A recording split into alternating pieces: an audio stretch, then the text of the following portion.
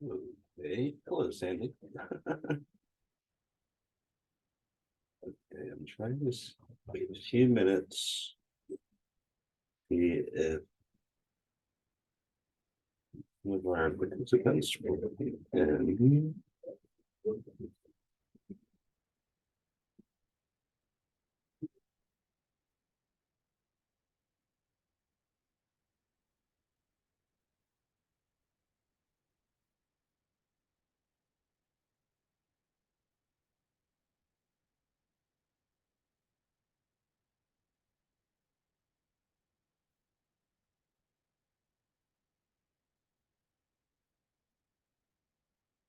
Okay,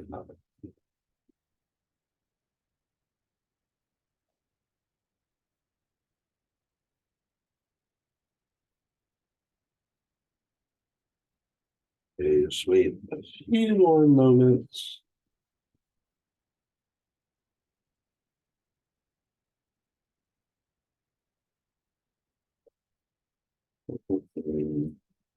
Hello, Stephen. Thanks for hopping in.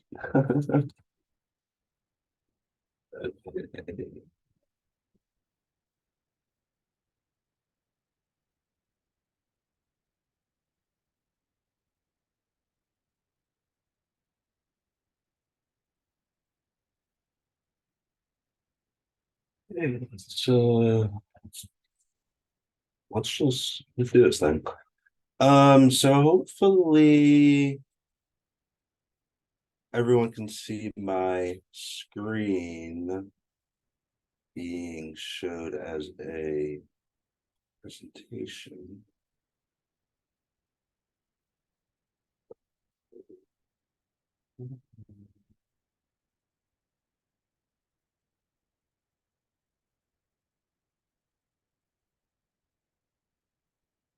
Okay, no, I cannot. Give me one sec.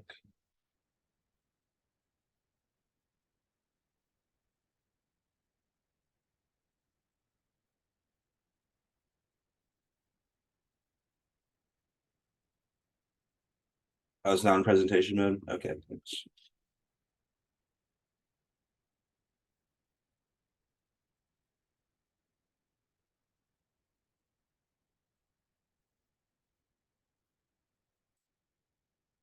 I don't know why it's popped over to my other screen here.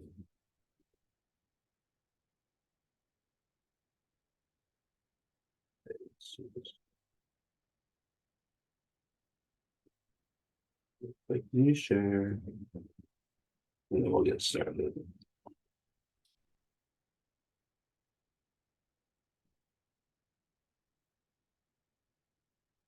Okay, so hopefully this should be full screen.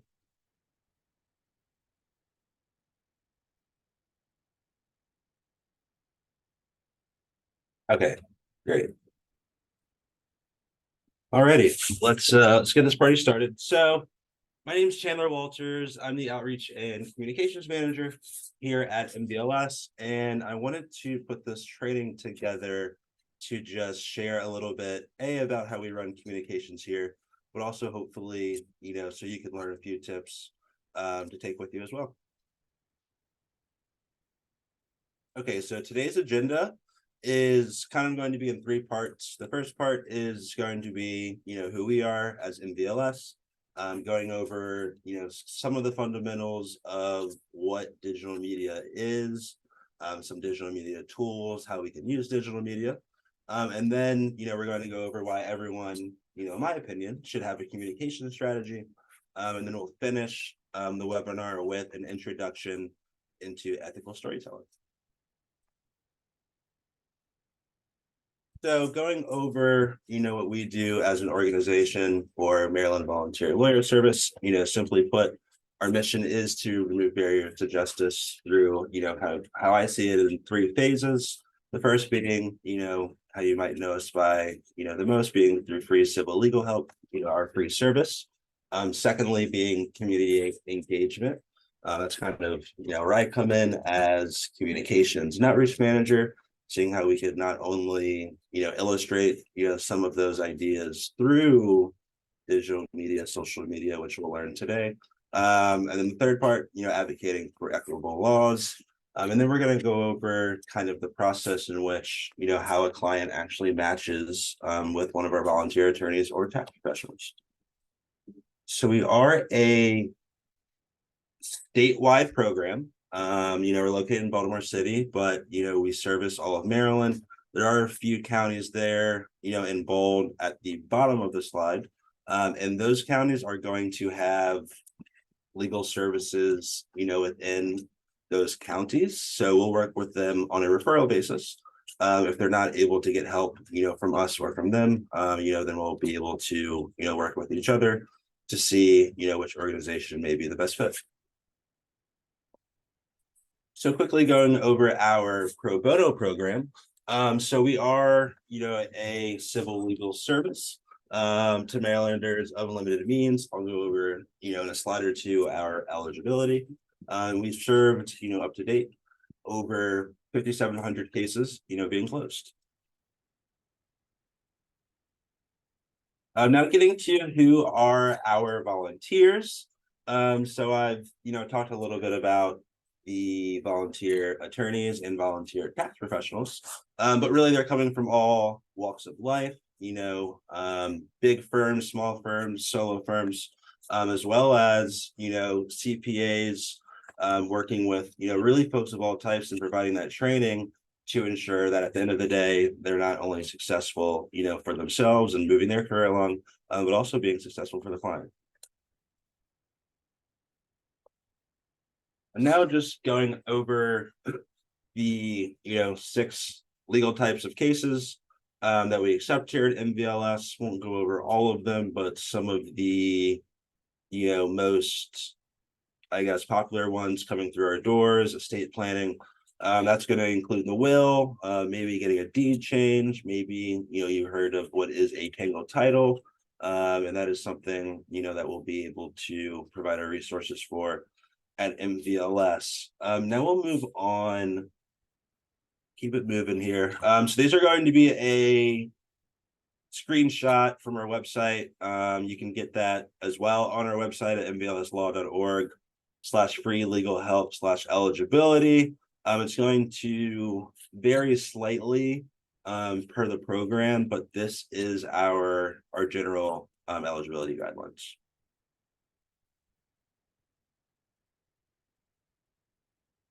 And this is going to be a quick 2 slides on our intake process.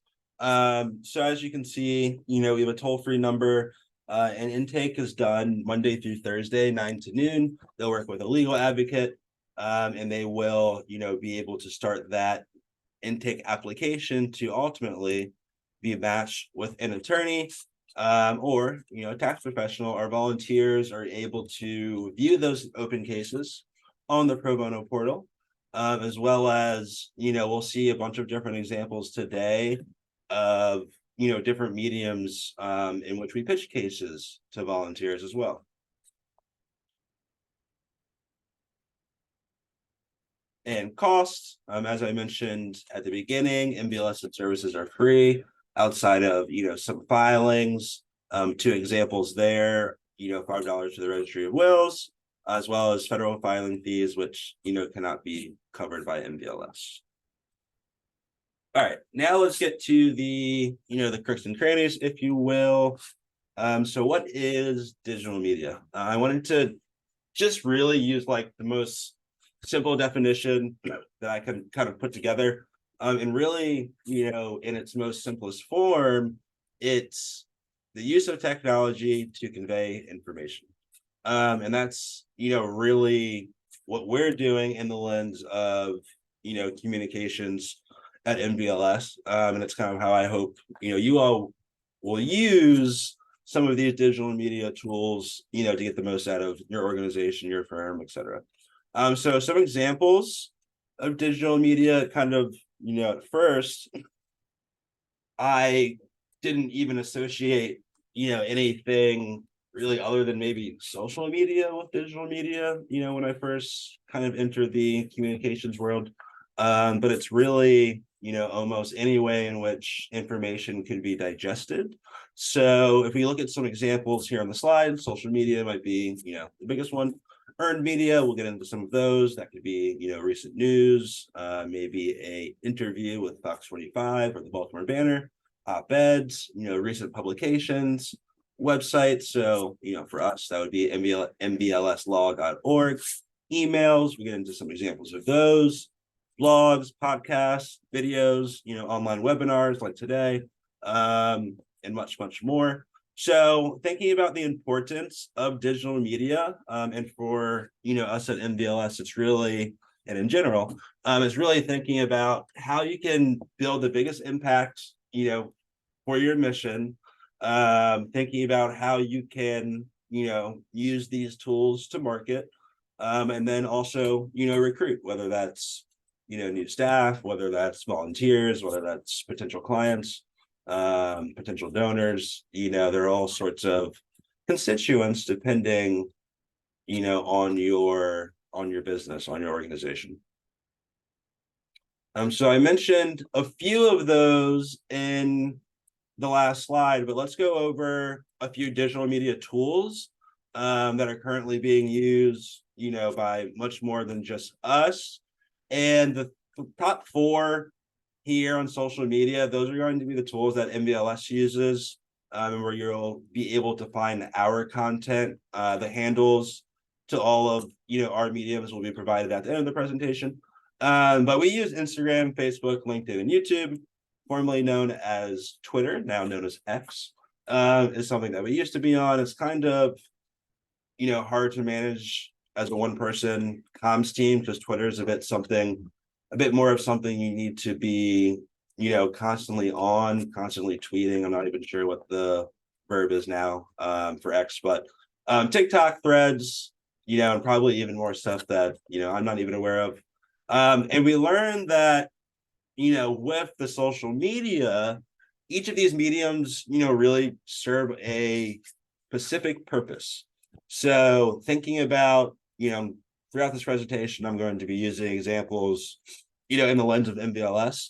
But thinking about for MVLS, Instagram, that's going to have a super wide net for potential clients, for potential volunteers, for current volunteers, and really be able to share things in a quick and easy way for people to digest, versus maybe a platform like LinkedIn, where that's going to be driven more towards, our volunteers, potential donors, potential donors, kind of as a medium that is, about networking and, about, people's professional life updates. And then obviously for something like YouTube, that'll be something where we put this training on for those who may have missed it, where we have past trainings and webinars where, new volunteers can find content to help them be, successful in court as well. Now let's jump down to email. This is going to be kind of seen, through the lens of MVLS, 2 different types. And there's different mediums. We use Constant Contact. I know there's something, MailChimp, there's all sorts of kind of mass email programs. But we use Constant Contact, and it allows for, mass emailing, list management, and also analytics to be provided. And I'll get into a little bit more about just the use of analytics and why, analytics is important, if you are using digital media. Then we also use Outlook. Obviously, it's kind of like your standard Gmail, your standard email account. And that's going to be, something that's more targeted, more direct, less volume on the list, versus Constant Contact. We could be sending out an email to 1,500 potential volunteers if it's a, quarterly newsletter saying what we've done, over the last few months. But you may have, an open case within, your discipline here. So maybe you're working family law and you have a listserv of your, your volunteers, and maybe it's 40, 50 folks that then you want to pitch that case to, hoping, to get that case, ultimately picked up and really just trying to use those two different mediums for, what might serve you best. And then another, and kind of our last digital media tool on this slide is going to be the website and the function of so. It's going to be really important, if you have the resources to build a website for your content, because ultimately you want folks to, get to your content, to get to what you have to provide. So it doesn't do any good necessarily if, we're in an interview with the Baltimore Banner, but all we link is the, direct link to the banner, because then no one's going to necessarily know anything about, our organization, and folks are going to go just right to the banner. So what we do is, direct that article from the banner to our website, we'll write up, a small 100 words, 150 words, kind of on the purpose of the article. Then obviously, putting in a button or a link, to the Baltimore Banner so you can read, the full article. And that's just a way in which, you're able to drive traffic to your website, with the main call to action being, for folks to read that full article, which we'll kind of get into some examples of call to actions, as well as, trying to figure out who our audiences are. Okay, now let's think about some benefits of having a digital media presence. So these are a few, that came to mind, especially in the lens of, a nonprofit or, unlimited budget. So increased reach, tapping into, honestly, what's a global audience. Anyone will have, the access to your content. So as we mentioned, website, social media, earned media, which, is going to be a little bit different. That could be, as I mentioned, the Baltimore Banner. Let's stick with that. So them doing an interview on why criminal record expungement matters, right now with the recent legislation. And if that gets, ran by the Baltimore Banner, then that's going to be media, that's been earned versus, just social media that we're putting out. Now let's think about engagement, being able to interact with your audience in real time. So this is always great, if you're at events, maybe you're having a benefit or, one of your annual fundraisers where you can update, your audience with, award winners, promotion, and all of those things leading up and during the event. But definitely, I see there I have a warning. Lots of information can be overwhelming, for the consumer. So we want to think about just being intentional with our messaging. And we'll think about that in our call to action slide. Cost effective. We are a nonprofit at MVLS. We don't necessarily have all of the funds to be doing, sponsored posts and boost and all of these other things that seem to pop up as soon as I've posted something. Cost effective, so compared to paid marketing, which obviously has its benefits, but with a good strategy and a good plan, you can avoid the paid marketing and kind of go the organic route, which we'll learn a little bit about today as well. And then analytics, to measure and analyze the impact of your content. So being able to really kind of think about, okay, what's worked and what hasn't worked, and to use data to drive those decisions. Okay, so now let's think about, how do we get the most out of digital media? And these are a few, different, I guess, pillars that I wanted to focus on today. The first being consistent branding.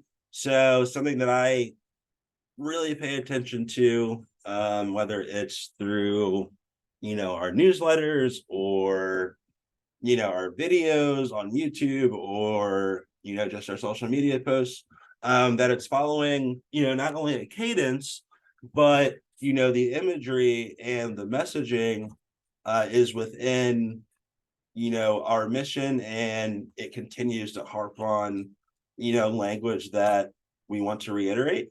So, if you go to our social media, you'll see multiple posts per month that say in some way or another, removing barriers to justice. As that is, a core value at MVLS and a part of our mission. It's something that, we want to include in our messaging. And we'll get to the next slide, I believe, that will have an example of, kind of the branding and what you may generally think of in terms of some of the colors, the fonts, and some of that. Now we want to think of, the second bullet here, quality content. And that kind of builds on the last slide of, we don't want to post just to post. We want to think about, why do we want the consumer to view this, or why do we want to post this? What do we want to get out of it? So that's kind of your first thought before, sending something into the ether. And then engagement strategies, thinking about how can we encourage interaction and feedback with our, with our content? How are we interacting, growing our following? Are we sending out the same story through different platforms? Because like we'll learn, folks digest information in all types of ways. So not everyone will be on Instagram, not everyone will open the email, not everyone will be on Facebook. Like you have to think about different ways to orchestrate the information in different lanes. And then, as we spoke a little bit about, analytic utilization.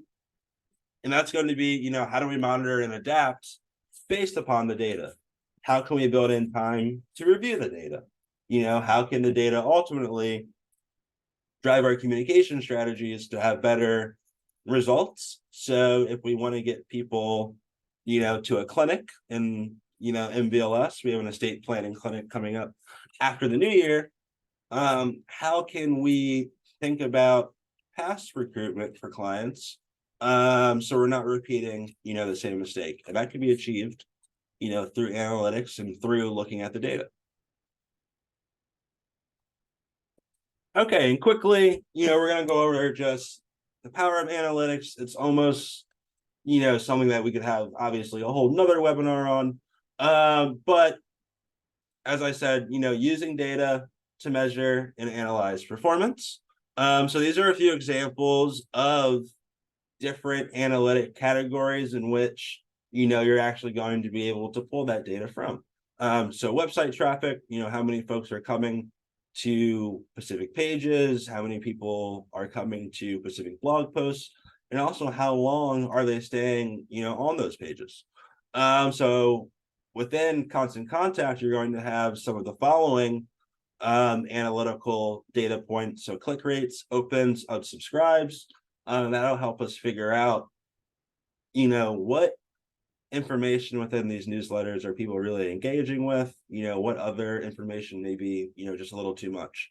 And obviously social media engagement, video views, YouTube, much more. And then, the cool thing about analytics is just, that idea of continuous improvement, and really being able to make informed decisions based upon, what's already happened. Okay, now we're going to be kind of phasing into part two of the presentation. So, in my opinion, why should everyone have a communication strategy? And we're going to kind of just go over, 3 pillars of why I think a communication strategy is necessary. So the first is being purpose, and that's going to be able to align your efforts, within your firm, within your organizational goals. So what goals might you have, as we're almost to 2021, which is crazy. What goals might you have for calendar year 2025, and how might they align to utilize digital media?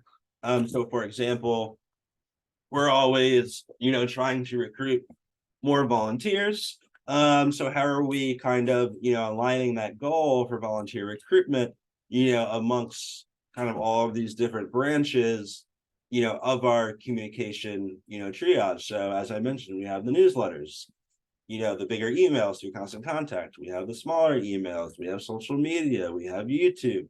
We have the website. So using all of those different channels, ultimately to share, the same idea, being volunteer recruitment, but doing that, in a different way to reach, those different folks. And then consistency, branding. we want to maintain a unified message across all our channels, and really, being able to have folks say, oh, that looks like something from MVLS. Oh, that's MVLS. Because they'll be able to know through those specific colors, through that specific message, through that specific messaging. And then, one that seriously rings for me is idea management. Someone who always has, a bunch of random ideas might wake up in the middle of the night like, oh, I want to do this. It allows you to organize your ideas, identify themes, and then delegate tasks, if necessary, as well as, once the next year rolls around, you'll have kind of a starting point as to, what you did the year prior, to also further identify themes, from the full year.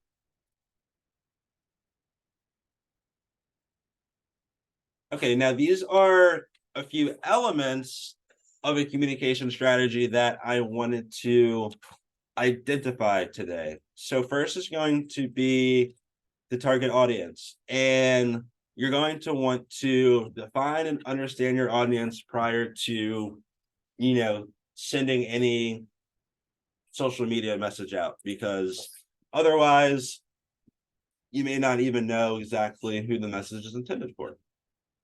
So for example, the target audience for MVLS is going to be dependent upon the message. So let's go back to the example of the clinic.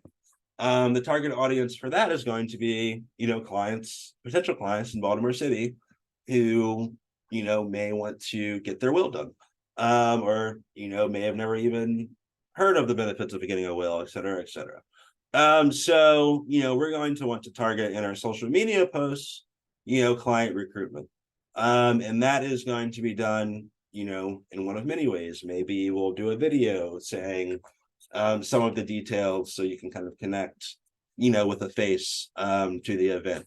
Maybe we'll do a client testimony, providing a quote saying, this was their experience at the last clinic. And hopefully that could be something that, resonates with potential folks to register. So there are all sorts of ideas. But you want to define and understand your audience so you can really connect. And then thinking about, your key messages. So you want to craft clear and consistent messaging.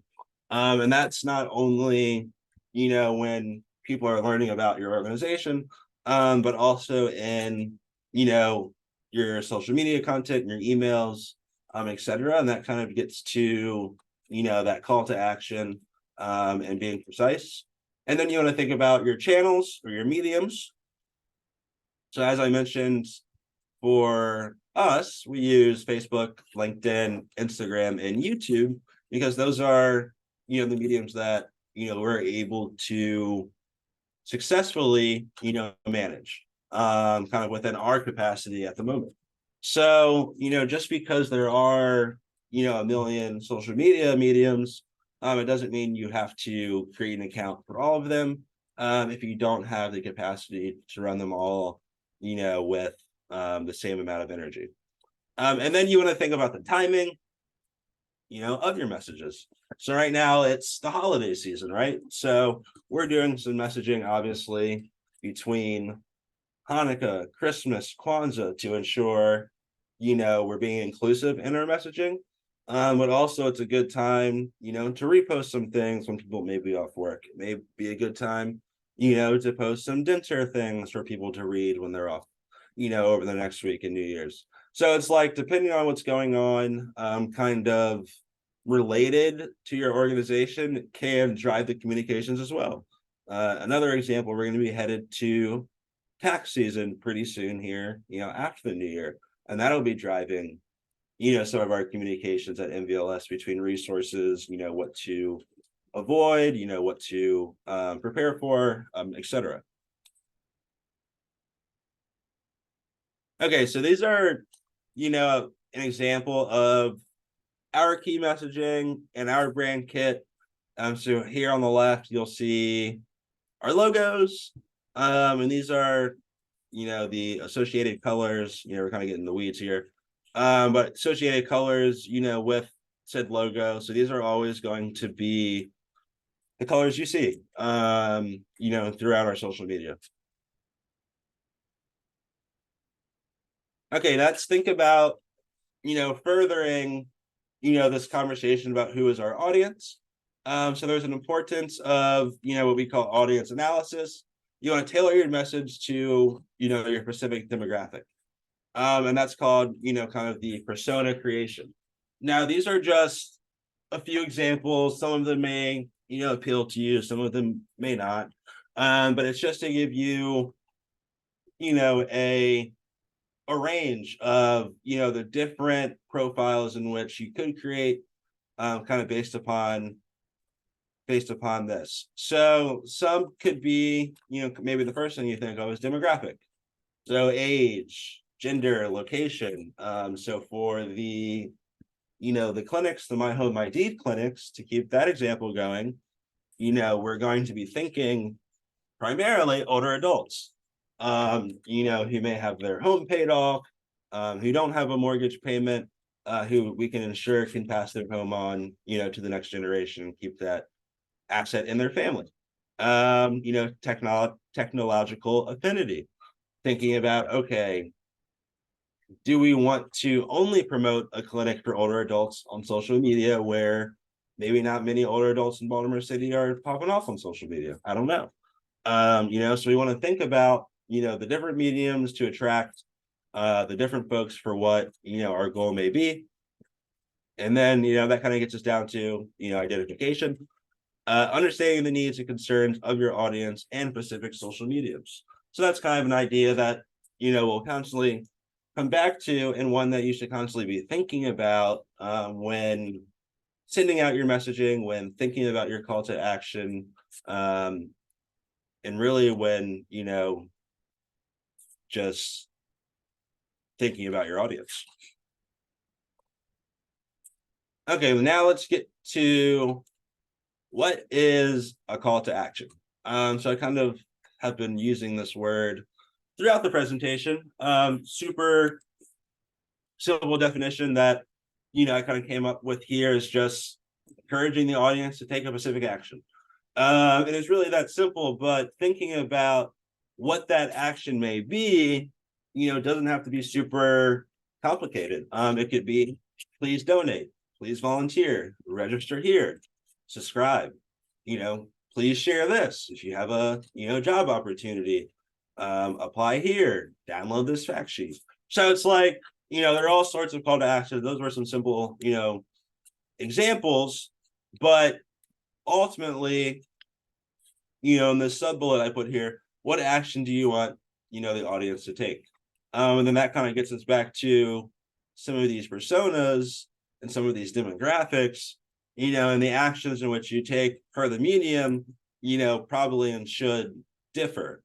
So if we're trying to appeal, towards potential volunteers, that's not going to be the same action as, trying to appeal to potential clients. Those are going to be two completely different call to actions and two completely different demographics.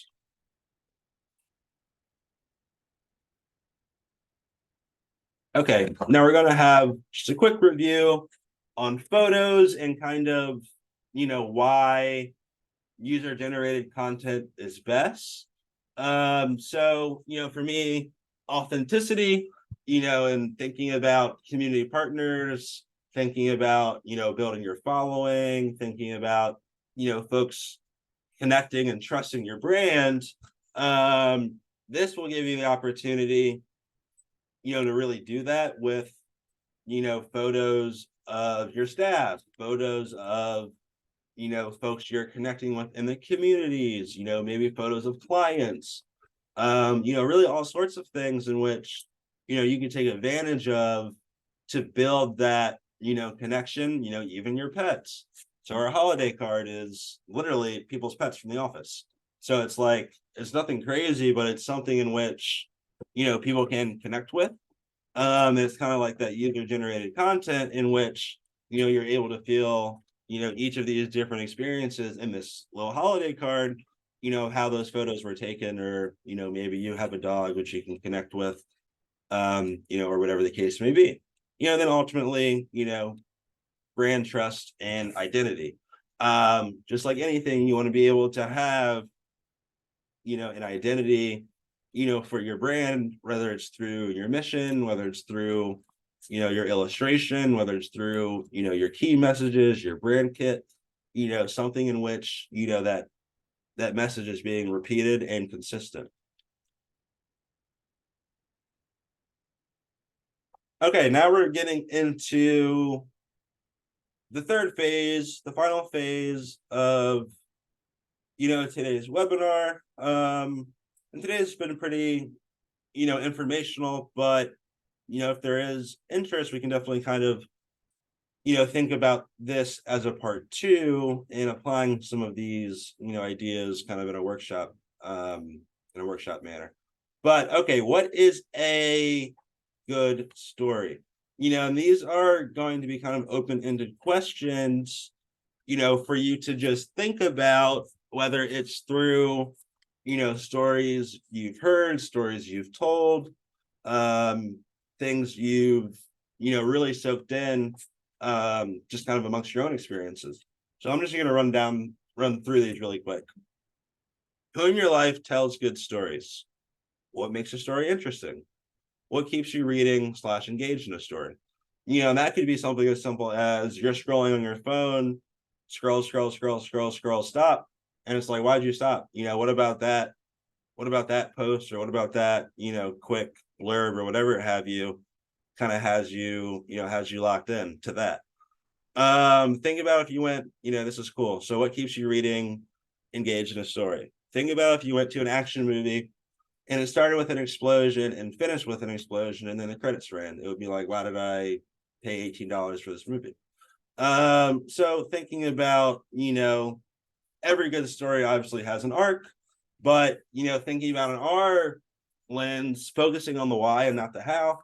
So, maybe someone's writing a story, someone being illegally evicted.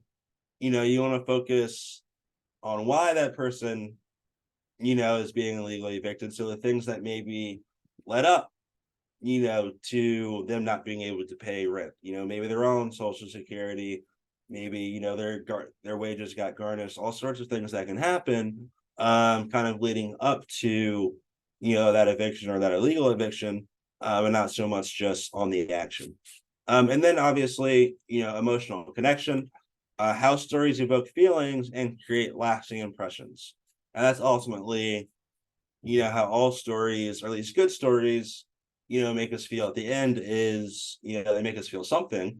And then we often, go tell our friends about it afterwards.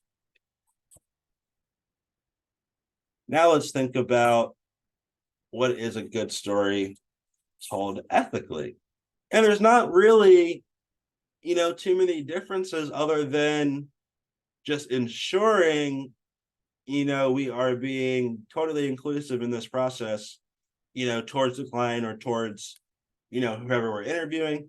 So there's this idea of what's called two-pronged consent. That's getting the initial consent, prior to the story, and then getting final consent prior to publication. As we never know what may happen, in between, especially when we're, interviewing clients, and the story can be pretty traumatizing. They may be willing to share that story in the moment, for whatever reason.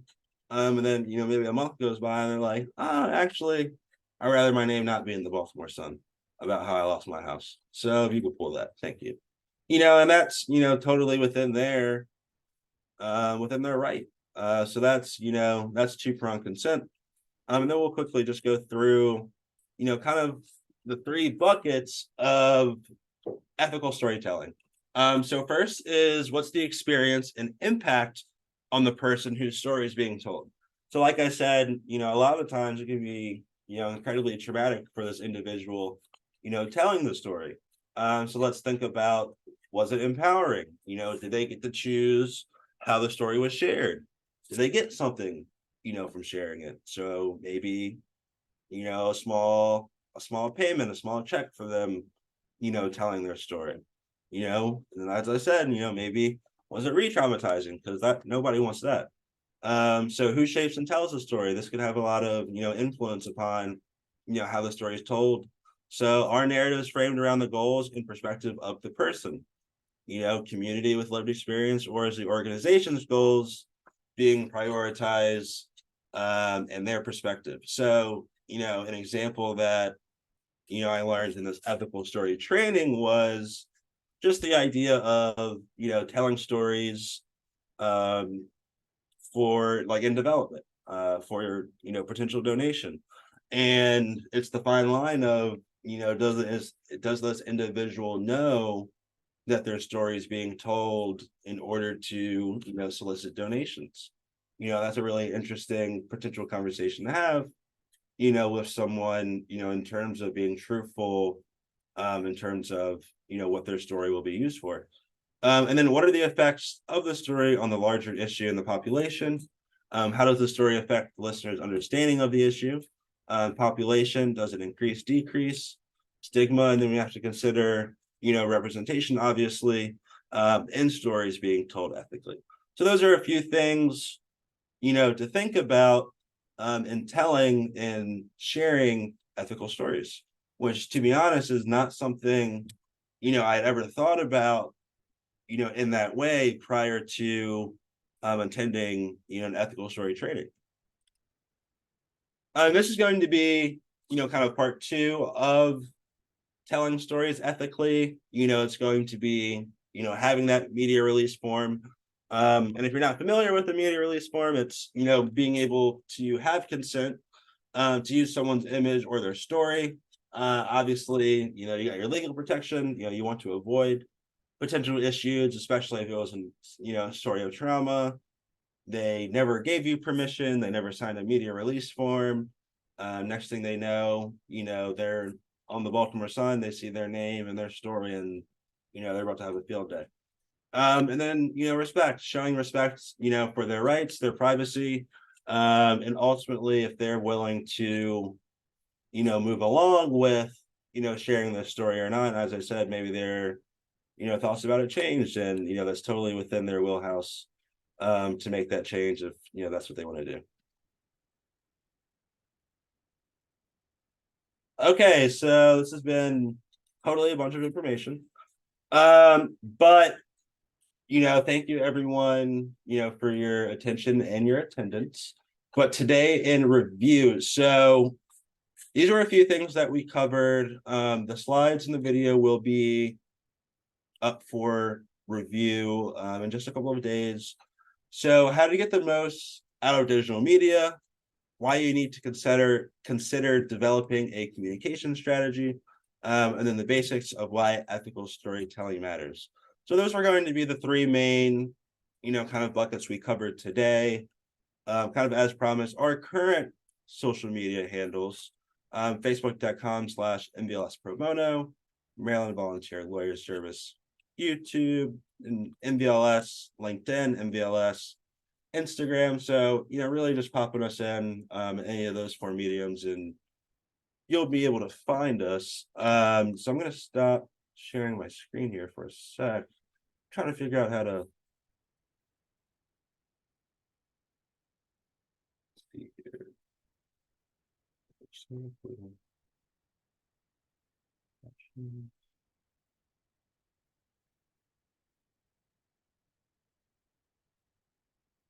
Okay, yes, if anyone has any questions, they can pop them in the chat.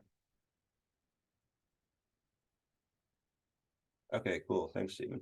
How do you balance 2 very separate audiences for MVLS where you might be followed by both volunteer, attorney, potential, and current clients? Yeah, so it is honestly sometimes a hard balance in terms of, thinking about those 2 mediums, knowing that obviously you're going to have overlap of both client, volunteer, donors. And really what I've done is, utilize things like Facebook groups, and, using stories on Instagram. But the cool thing about Facebook groups is there are some that are geared towards, Baltimore City residents learning of resources, learning of, outreach events. So wanting to share that information really where folks are around and kind of getting that information. So similar to, outreach, we want to go to, where people are. So they're kind of using that, same idea with social media is, okay, we want to post information where people will see it. So, still a work in progress though, in terms of, really figuring out the best use for, each medium, but that's what I could offer for that.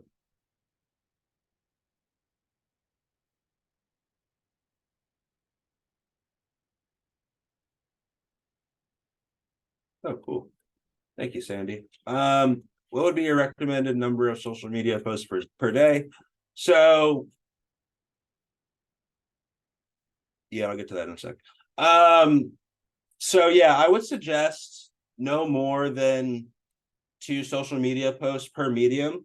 We like to typically do a morning post and an evening post. More than two, is going to get lost, in all of the algorithms, amongst all of these mediums.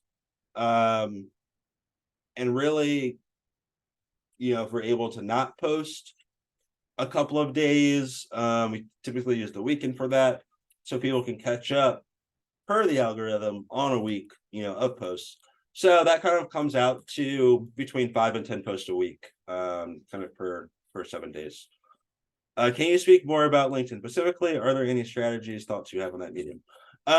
What I would say on LinkedIn is it's super beneficial when people have a LinkedIn. So it's hard to recognize and acknowledge folks, who may not even have a LinkedIn. And that could be on staff, that could be people on the panel, that could be donors, etc. Because it's like, well, we're recognizing someone who will never see it through that medium. So that's the first thing, is being wary of, spending a bunch of time on, maybe something on LinkedIn if the person doesn't even have a LinkedIn.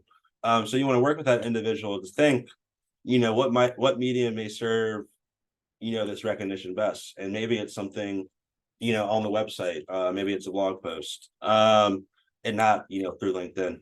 But I would say LinkedIn's great for recognition. And that's kind of, where we'll be able to tag folks more than, Facebook or Instagram.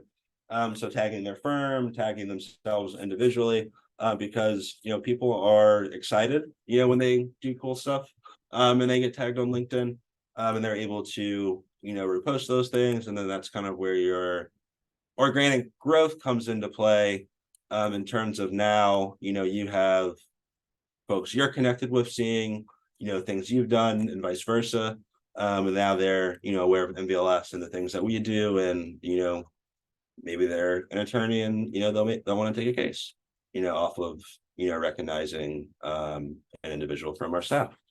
So, that kind of is going to be similar to Facebook or Instagram. It's like, if it is somewhere we're recognizing and that person is able to repost it or, share that on their own personal page, now you have a whole new influx of individuals who are seeing this content, most likely for the first time.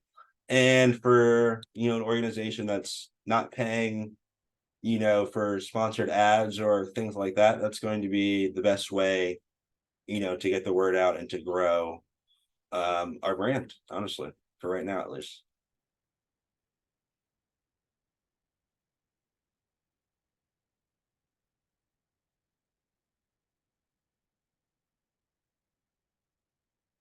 So in terms of determining the amount of traffic on your website, it's theoretically easy. Depending on your, website medium in which you use. At MVLS, we use WordPress. So that's able to connect right to Google Analytics. And, I get a report to my email automated once per month in terms of, our most viewed pages, our most viewed, downloaded PDFs, kind of all of the breakdowns as far as, who and where, kind of demographic wise.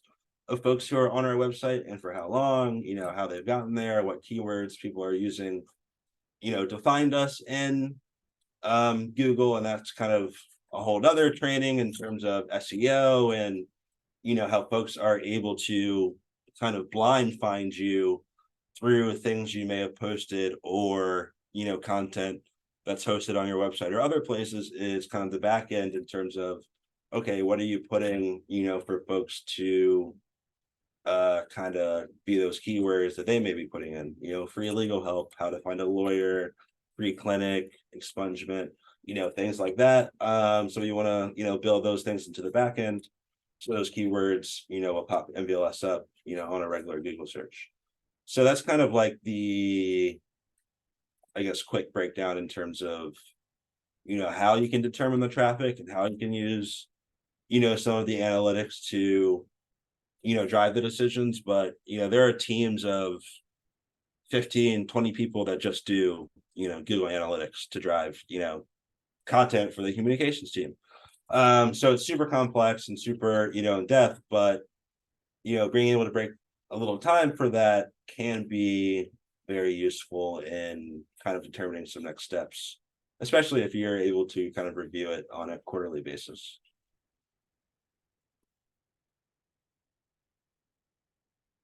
But yeah, I thank you all for the questions, your attention.